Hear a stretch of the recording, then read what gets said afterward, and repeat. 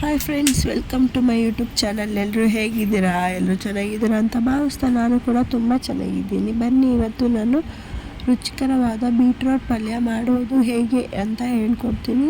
Beetroot ಪಲ್ಯ ಮಾಡಲು ಏನೇನು ಬಳಸಿದ್ದೀನಿ ಅಂತ ನಾನು ಫಸ್ಟಿಗೆ ಹೇಳ್ತೀನಿ, ನೋಡ್ಕೊಳ್ಳಿ. ಟೊಮೊಟೊ, ಈರುಳ್ಳಿ ಮತ್ತು ಮೆಣಸಿನ್ಕಾಯಿ ಒಗ್ಗರಣೆಗೆ, ಆಮೇಲೆ ಕೊತ್ತಂಬರಿ ಸೊಪ್ಪು ಮತ್ತು ಸ್ವಲ್ಪ ತೆಂಗಿನಕಾಯಿನ ತೊಗೊಂಡಿದ್ದೀನಿ. ಆನಂತರ ಸ್ವಲ್ಪ ಬೀಟ್ರೋಟ್ನ ತುರ್ಕೊಂಡಿದ್ದೀನಿ.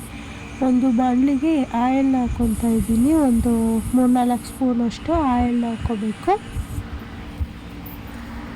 ಎಣ್ಣೆ ಕಾದ ನಂತರ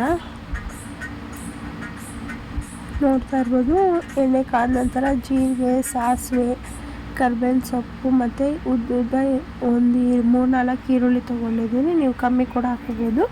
ನಾನು ಚಿಕ್ಕದು 3-4 ಈರುಳ್ಳಿ ತೊಗೊಂಡಿದ್ದೀನಿ. ಉದ್ದುದ್ದ ಕಟ್ ಮಾಡಿ ಹಾಕಿಬಿಟ್ಟು ಕೆಂಪಗಾಗೋವರೆಗೂ ರೋಸ್ಟ್ ಮಾಡಬೇಕು. ಈರುಳ್ಳಿ ಕೆಂಪಗಾಗೋವರೆಗೂ ರೋಸ್ಟ್ ಆಗಬೇಕು.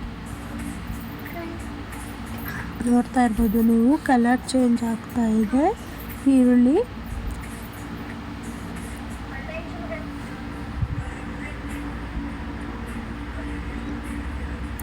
ತುಂಬ ಚೆನ್ನಾಗಿರುತ್ತೆ ಫ್ರೆಂಡ್ಸ್.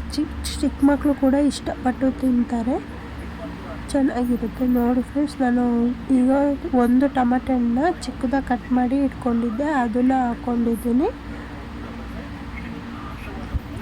ಮತ್ತು ಟೊಮೊಟೊ ಬೇಗ ಬೇಯಲಿಕ್ಕೆ ಸ್ವಲ್ಪ ಉಪ್ಪನ್ನ ಹಾಕ್ಕೊತಾ ಇದ್ದೀನಿ ನಾನು. ಟೊಮೊಟೊ ಬೇಗ ಬೇಯಬೇಕಲ್ವ, ಸೊ ಹಾಗಾಗಿ ನಾನು ಸ್ವಲ್ಪ ಉಪ್ಪನ್ನ ಹಾಕ್ಬಿಟ್ಟು ಟೊಮೊಟೊನ ಬೇಯಿಸ್ಕೊತಾ ಇದ್ದೀನಿ.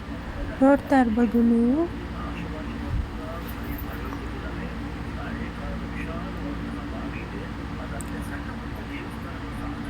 ಟೊಮೊಟೊ ಬೇಯ್ತಾ ಇದೆ. ತುಂಬ ಚೆನ್ನಾಗಿರುತ್ತೆ ಫ್ರೆಂಡ್ಸ್, ತುಂಬ ಅಂದರೆ ತುಂಬಾ ಚೆನ್ನಾಗಿರುತ್ತೆ. ಹಾಗೆ ಕೂಡ ತಿನ್ಬೋದು, ಅಷ್ಟು ಚೆನ್ನಾಗಿರುತ್ತೆ. ಒಮ್ಮೆ ಟ್ರೈ ಮಾಡಿ ನೋಡಿ ನಿಮ್ಮ ಮನೆಯಲ್ಲಿ ಕೂಡ. ಹೇಗಿತ್ತು ಅಂತ ಕಮೆಂಟ್ ಮಾಡಿ. ವಿಡಿಯೋ ನೋಡ್ತೀರಲ್ವ, ವಿಡಿಯೋದಲ್ಲಿ ಹೇಗೆ ಅನ್ನಿಸ್ತು ಅಂತ ಕಮೆಂಟ್ ಮಾಡಿ.